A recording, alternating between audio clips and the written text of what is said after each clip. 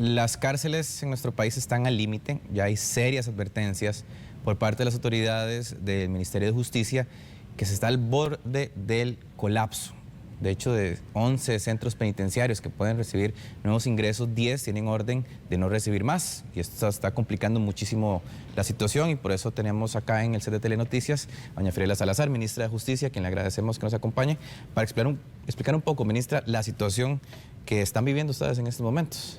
Muy buenas tardes, muchas gracias por la oportunidad de compartir. Efectivamente, estamos en días muy complejos, me parece a mí que más complejos que de costumbre.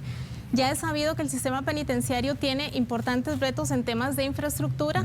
Antes de que llegara la pandemia ya estábamos con temas de sobrepoblación bastante importantes, lo que generaron una serie de órdenes de cierre en los centros penitenciarios que están completamente justificadas. Nosotros tenemos eso claro, ¿verdad? Existe un límite internacionalmente conocido de 120% de población en los centros penitenciarios y nosotros entendemos el tema. Pero llega la pandemia, aún con estos retos de infraestructura, nosotros tuvimos que buscar, a como diera lugar, espacios para hacer aislamiento, porque no podíamos pasar a la gente que venía de calle directamente donde está toda la población por un riesgo de contagio evidente. Y justamente sobre los espacios de aislamiento que hemos ido identificando, que no es un reto menor, ¿verdad? Justamente por la crisis que hemos tenido de infraestructura, hemos ido enfrentando una serie de prohibiciones que en este momento nos tienen sin posibilidad de ingresar a la gente para hacer aislamiento, no los podemos recibir y a punto de que sea cerrado, estamos seguros que en cualquier momento nos puede llegar el cierre del único centro que no está cerrado en este momento. El Gerardo Rodríguez. El Gerardo Rodríguez, que además es el que tiene el mayor índice de sobrepoblación en este momento. Entonces, perfectamente hablando aquí con usted, a mí me puede estar llegando esa notificación. Bueno, ministra, según los últimos datos que ustedes tienen, habían lista de espera también de ubicar a personas. ¿Se mantiene esa lista? ¿Ha incrementado? ¿Cuál es la última cifra? Al cierre del día de ayer, por ejemplo, teníamos 116 solicitudes de ingreso procedentes de celdas judiciales y ayer solo pudimos ingresar 9 personas. O sea, la desproporción es grande. Y se ha visto además un incremento en la cantidad de gente que solicita ingreso a los centros penitenciarios. En tiempos normales, nosotros recibíamos 19 solicitudes al día y le digo que 19 personas entraban de una vez cuando no estábamos con pandemia.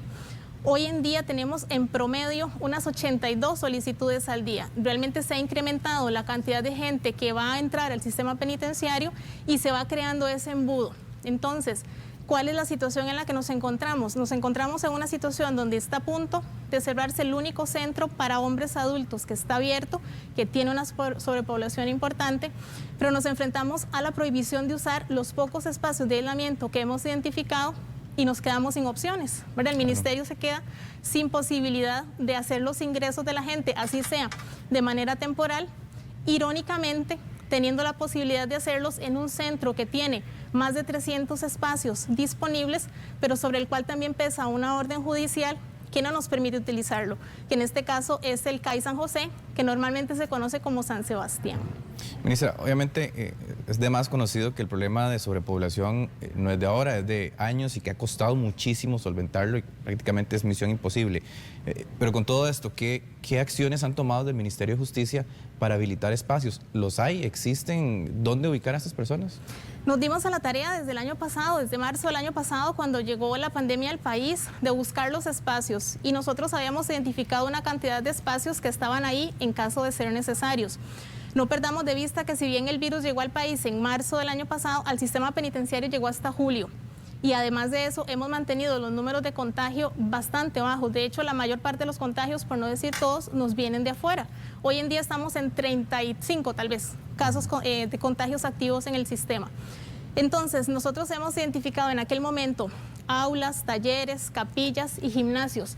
Sobre los gimnasios, que probablemente son los espacios que más nos permiten ingresar personas, unas 100 personas por gimnasio, justamente es donde nos han caído recientemente algunas órdenes que nos prohíben utilizarlos. Incluso nos han obligado a sacar a la gente que está ahí y realmente nos quedamos en una situación muy comprometida porque no podemos evidentemente sacar a la gente que está aislada por el que está aislada. Es que ese es el concepto que tal vez yo creo que es importante que cale, ¿verdad? Que es parte del protocolo, ¿verdad? Establecido en el sistema penitenciario, un primer ingreso a esos lugares de aislamiento. Así es, y esa es la pared de fuego que nos ha permitido no tener un contagio masivo en el sistema penitenciario. Pensemos simplemente en la posibilidad de que se hiciera un contagio en el sistema penitenciario costarricense. Imagínense 16,000 personas con COVID en este país adicionales a las que ya tenemos. Eso no lo queremos ni lo vamos a permitir. Pero es que no se trata de algo que pasa solo en el sistema penitenciario. Eso rebota directamente en el sistema de salud del país. Porque esta gente, si se complica a nivel de salud, tiene que ser atendida. Y ya veíamos los números que nos daban ayer las autoridades de la Caja sobre cómo están en este momento los servicios de salud del país. Entonces, cuando a nosotros nos impiden utilizar los espacios de aislamiento, realmente no entendemos si lo que nos están diciendo es no ingrese más gente y se empezaría a acumular gente en celdas judiciales con unas condiciones que no son aptas para larga estancia, o si lo que nos están queriendo decir es ingréselos y no los aísle. Que para nosotros esa no es una opción. Que sería un mayor peligro. Claro, por supuesto, porque no es solo un peligro de seguridad, es un peligro de salud. Es un tema que para el Ministerio de Salud también es una gran preocupación. Entonces, esta mañana el Ministerio de Salud y el Ministerio de Justicia presentamos un recurso ante la Sala Constitucional para pedir que nos dejen utilizar los espacios de aislamiento, porque el efecto, la consecuencia de no utilizar espacios de aislamiento puede ser muy grave para la vida y la salud, o bien de las personas en el sistema penitenciario, o de las personas que están en celdas judiciales, o del sistema de salud del país como un todo. Habla un poquito más de ese recurso que presentaron. ¿Lo hacen en conjunto con el ministro de Salud? ¿Qué es lo que exactamente describen y alegan ustedes en esa acción? Básicamente lo que estamos diciéndole a la sala es que los efectos de estas prohibiciones tienen un impacto directo en los derechos fundamentales de las personas, en este caso el derecho a la salud y el derecho a la vida, porque si nos prohíben ingresar gente, se acumulan en celdas donde están incluso sin ventanas. Todos sabemos que celdas judiciales no es un espacio para que la gente esté mucho tiempo, y si lo que nos están queriendo decir es que ingresemos a la gente sin aislarla, nos están obligando, y no lo podemos hacer, a que se haga un contagio dentro del sistema penitenciario. Ese es el gran dilema en el que estamos, porque estamos atados de manos. Y es complicado porque es algo evitable, ¿verdad? Eso es lo más irónico de todo. Si nos permitieran utilizar los espacios que están ahí, en los gimnasios para aislar a la gente, o los espacios que están en el CAI San José, disponibles sin uso, más de 300, realmente este país no tendría que pasar por una situación tan incómoda como sería que se tranque por completo el sistema penitenciario, que se podría trancar esta semana. Es que ese es el nivel de urgencia y de inminencia en la que nosotros nos encontramos. Ya no soporta más el sistema. No le digo que ayer de 116 solicitudes solo pudieron entrar 9 personas al sistema, y hoy las que llegarán. Ministra, ¿y qué argumentan los jueces que han dado esas órdenes de impedir que se ingresen más personas adicionales a los centros? En el caso del CAI San José fue una orden que se giró más o menos en el 2016, cuando ahí había una sobrepoblación terrible, completamente pertinente en ese momento la orden. Parte de las medidas que se dictaron en ese momento era que sacáramos a todas las personas sentenciadas de ahí y las pusiéramos en centros para personas sentenciadas. Eso se hizo desde hace unos 2 o 3 meses. En este momento, en ese centro, no solo se han hecho mejoras que ha costado inversión de la institución, sino que no hay una sola persona sentenciada. Entonces, incluso nosotros nos cuestionamos la competencia de un juzgado de ejecución de la pena para mantenernos cerrado un centro donde no hay sentenciados y donde hay espacios para solucionar la situación que estamos teniendo. Eso por el lado del CAI San José. Y por el lado de los gimnasios tenemos 2 situaciones específicas. Una en Pérez Celedón, donde nos llegó una prohibición incluso antes de que hubiera llegado gente al centro penitenciario.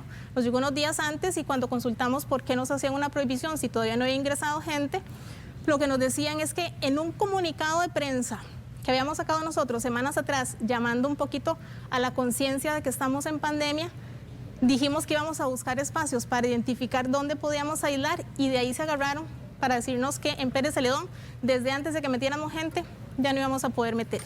Y en el caso de la UEI Reinaldo Villalobos, aquí en el Complejo Occidente, en Reforma, lo que se conoce como Reforma, teníamos una orden de medidas cautelares de acciones correctivas desde el 2019.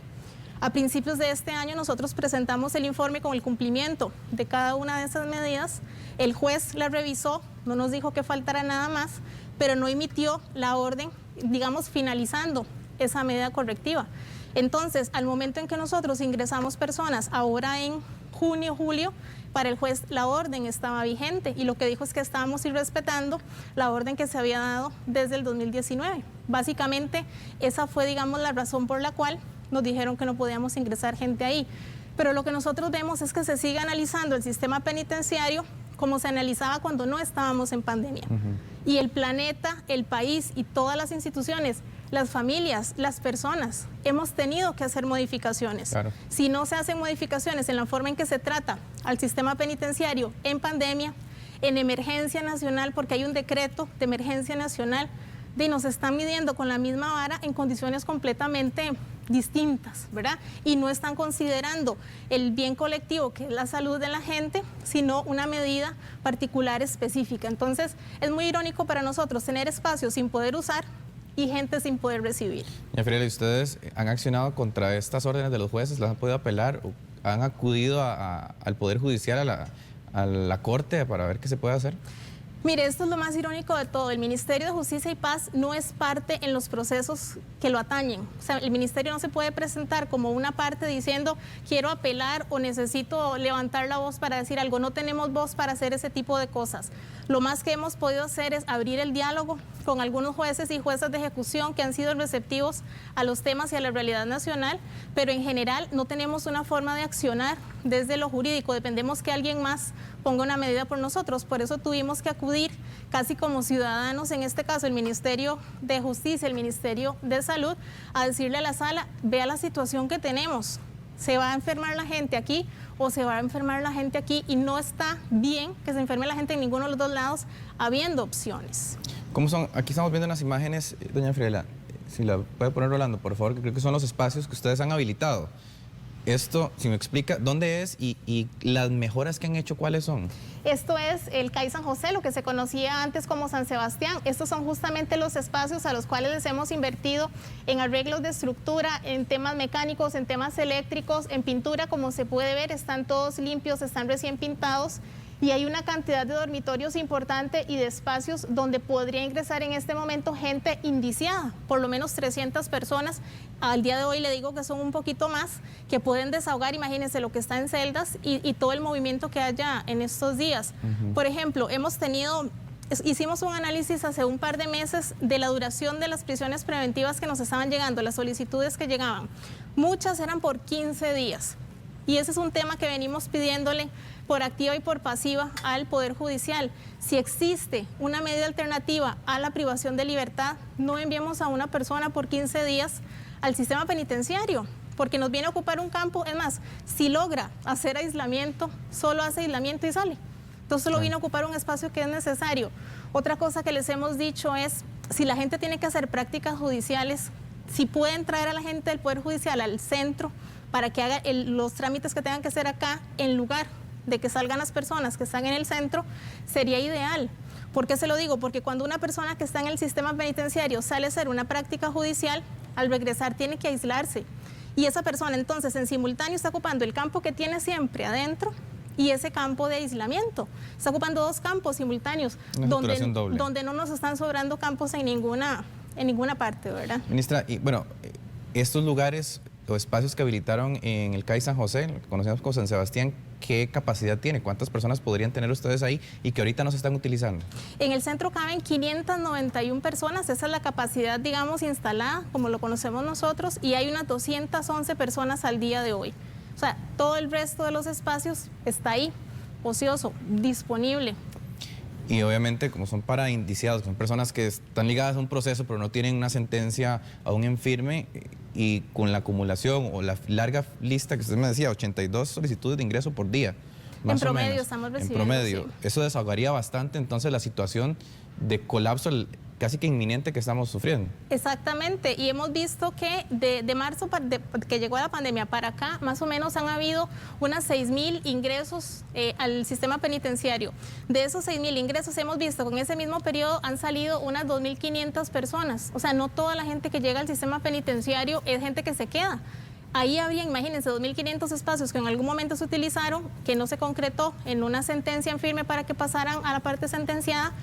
Creo que es el tema de hacer la conciencia, ¿verdad? Si se pueden hacer cosas distintas sin dejar de cumplir la ley, respetando la independencia judicial que nosotros respetamos, pero tomando conciencia del momento histórico sanitario que está viviendo el país, yo creo que nos va bien a todos.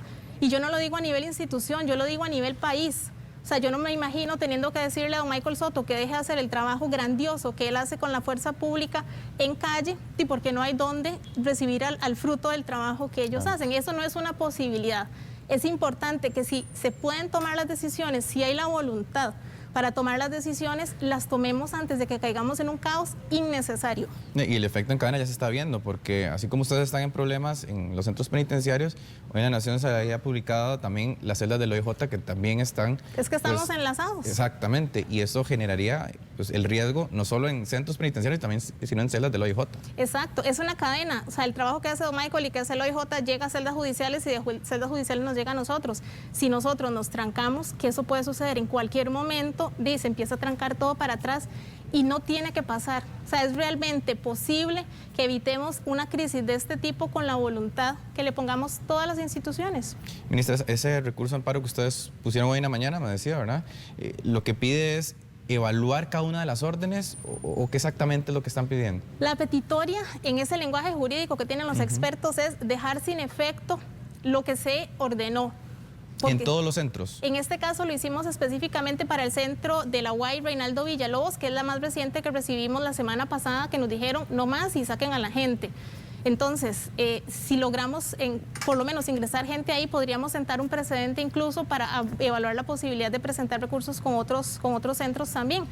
Estamos muy a merced, digamos, y a la voluntad también de lo que la sala pueda analizar, de lo que le estamos explicando. Realmente el tema de la salud de la gente y de la vida de la gente nos parece que es el máximo argumento que puede existir. No encontramos algo más poderoso para tratar de justificar por qué es importante usar esos espacios que están ahí, porque están ahí. Claro. Me hablaba también de que hay gimnasios que han ustedes acondicionado para recibir personas. Nosotros habíamos sacado una resolución el año pasado, yo saqué una resolución diciendo que en los centros donde existieran espacios alternos para la práctica del deporte o las actividades que se hacen en gimnasios, generalmente son las canchas, en esos centros podíamos considerar la posibilidad de utilizar gimnasios si se necesitara para aislamiento.